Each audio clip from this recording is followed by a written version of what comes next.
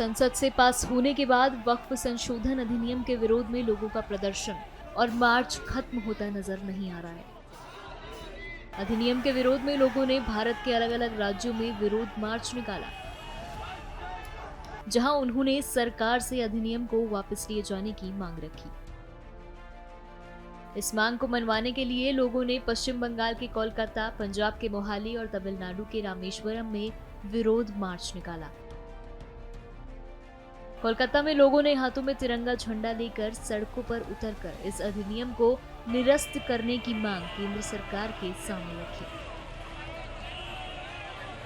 विरोध कर रहे लोगों ने सरकार से संवैधानिक हक की भी बात सामने रखते हुए एक बड़े बैनर पर संवैधानिक अधिकारों को छीना नहीं जा सकता लिखकर सरकार से सवाल किए। जिस तरीके से पहले हिंदुस्तान में वक्फ चल रहा था, किसी भी धर्म को कोई बिना तकलीफ दिए हुए ये वक्फ का बोर्ड जो है हिंदुस्तान में अपनी देखरेख अपनी कब्रिस्तानों की, मस्जिदों की, मदरसों की कर रहा था।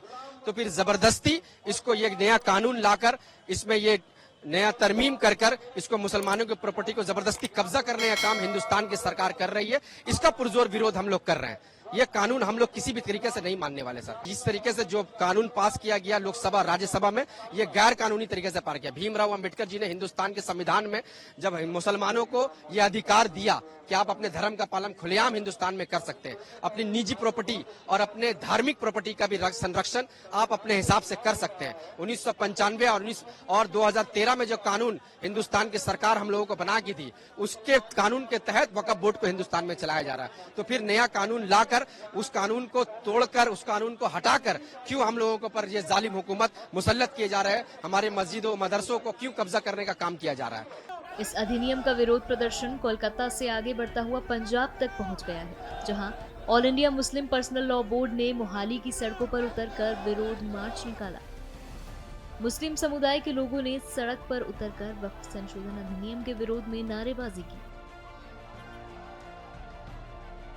विरोध कर रहे लोगों के हाथों में बिल के खिलाफ हाथों में तख्ती और बैनर भी देखा गया।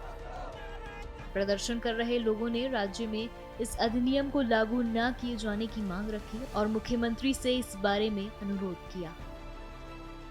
हमारा यही एक मकसद है कि जो वक्फ बोर्ड अमेंडमेंट बिल हमारे को लागू किया है उसको तुरंत खारिज किया जाए।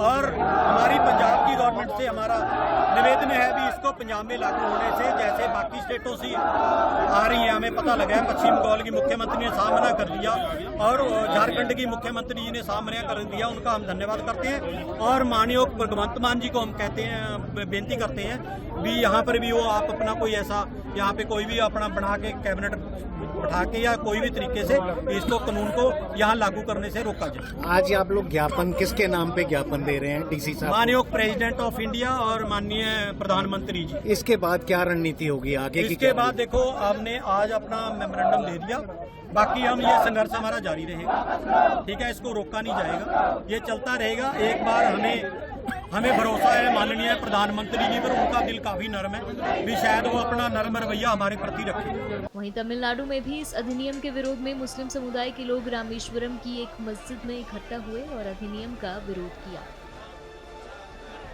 विरोध प्रदर्शन के दौरान मुस्लिम समुदाय के लोग हाथों में काला झंडा लेकर पहुंचे और सरकार से इस अधिनियम को वापस लिए जाने की मांग रखी।